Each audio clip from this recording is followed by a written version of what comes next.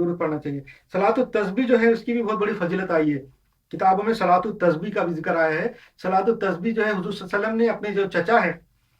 عباس رضی اللہ تعالیٰ، ان کو جو ہے وہ یہ بتائی تھی کہ آپ صلاۃ تسبیح پڑھو بول کے، اور اس کا طریقہ کتابوں میں ہے، اور وہ اس کے بارے میں یہ فضیلت حضور صلی اللہ علیہ وسلم بتائی تھی کہ آپ یہ صلاۃ تسبیح اگر سمجھو کم سے کم زندگی میں ایک مرتبہ پڑھنا چاہیے۔ صرف 4 رکعت ہوتی ہے صلاۃ التسبیح، یہ صلاۃ التسبیح کے اندر جو ہے یہ تسبیح فاطمہ پڑھی جاتی ہے، سبحان اللہ والحمد للہ ولا الہ الا اللہ واللہ اکبر ولا حول ولا قوت الا باللہ العلی العظیم۔ یہ جو لا حول ولا قوت ہے یہ نہیں بھی پڑھے تو چلتا، کیونکہ کتابوں میں کچھ جگہ نہیں لکھا ہوا ہے، کچھ جگہ صرف اتنا ہی لکھا ہوا ہے سبحان اللہ والحمد للہ ولا الہ الا اللہ واللہ اکبر۔ یہ صلاۃ التسبیح کی بہت زیادہ فضیلت ہے۔ حضور صلی اللہ علیہ وسلم نے اپنے چاچا سے فرمایا عباس رضی اللہ تعالیٰ سے کہ آپ جو ہے یہ روز پڑھا کرو،